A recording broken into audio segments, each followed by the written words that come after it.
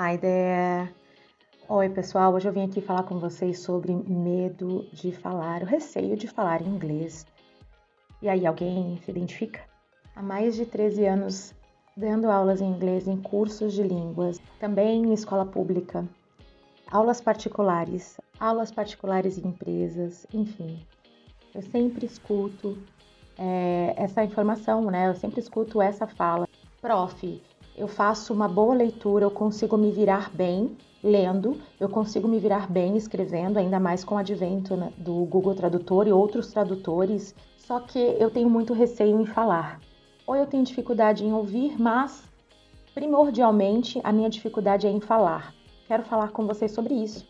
Então você pode fazer um curso EAD ou pagar por aulas de vários professores. Você tem acesso gratuito a muito conteúdo pela internet, vários professores explicando todo tipo de gramática, todo tipo de informação. É muito legal, muito necessária para quem está aprendendo inglês. Acho incrível. Você também tem acesso ou tem condições de pagar por um curso de inglês em grupo, né, com outras pessoas em alguma dessas escolas conhecidas, o que é super bacana. Ou você é autodidata, estuda por conta própria, tem ali os aplicativos para poder te ajudar nessa caminhada. E, por algumas vezes, você pode ter a oportunidade de falar, seja no seu curso, seja de repente em algum evento, alguma situação.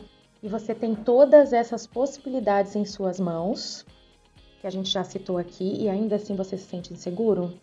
Será que tem alguma coisa de errado com você? Eu vou te garantir que não tem nada de errado com você. Sabe por quê? Não adianta você apenas ficar consumindo um conteúdo de leitura, consumindo um conteúdo por vídeos, se você não praticar. É importante que você consiga se comunicar minimamente. E assim, o receio de falar inglês, o medo de falar inglês, ele só passa à medida que você começa a falar.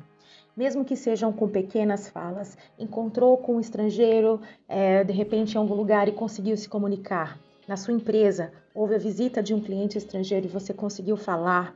Isso já são grandes vitórias para vocês. Alguém aqui já de repente passou por uma opção dessa? Então, assim, galera, por trás desse medo de falar, tem muita coisa inconsciente.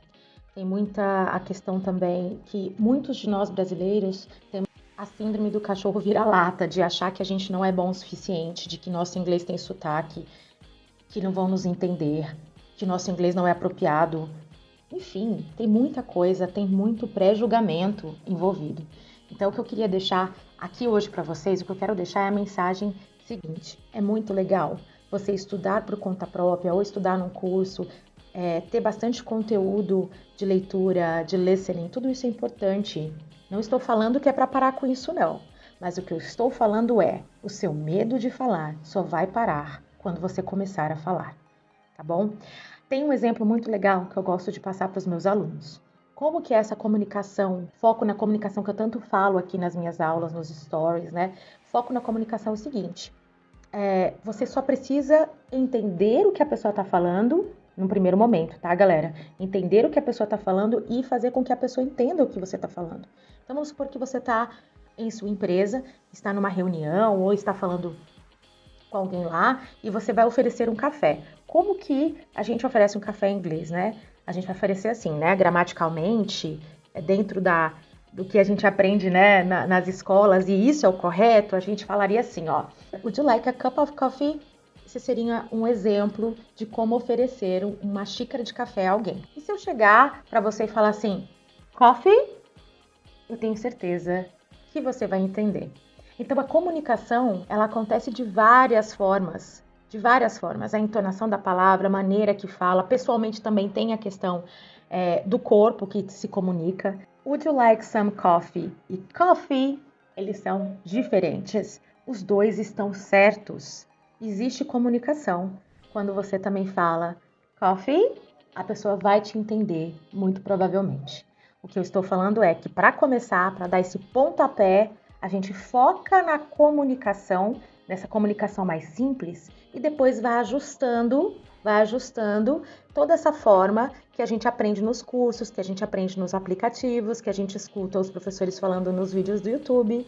Entende, galera? Então, é essa a ideia. Se você focar na comunicação, o seu grau de ansiedade baixa e provavelmente o seu receio, o seu medo de falar em inglês, ele também vai diminuir, porque você vai ver na prática que as pessoas te entenderam. Isso é muito bacana, não é não? Entender que a gente acaba passando também pelo português para aprender a falar inglês, isso é muito importante. E isso também reduz um pouco da nossa ansiedade, onde existem escolas que fazem com que você comece a falar inglês de primeira. Eu, na verdade, tenho algumas discordâncias em relação a isso. E também de você começar já explicando a gramática logo nas primeiras aulas para o aluno. Isso assusta. A gente tem vários exemplos aí de alunos que se assustam só de ouvir que vão estudar o verbo to be. Me digam aí se eu estou errada nesse pensamento. Não há nada mais prazeroso para mim, enquanto professora de inglês, tenho certeza que para todos os colegas, do que ouvir de alunos. Ouvir dessas pessoas que entraram em contato, ou numa entrevista de emprego, ou atendendo algum cliente, um telefonema, seja lá qual for a situação, ouvir destes alunos que eles conseguiram se comunicar. O sorriso estampa no rosto, a autoconfiança fica nítida. Então digo para vocês, bora juntos tentar? Você é capaz. Eu sei que você é. Então basta você saber que você é também. Bora juntos?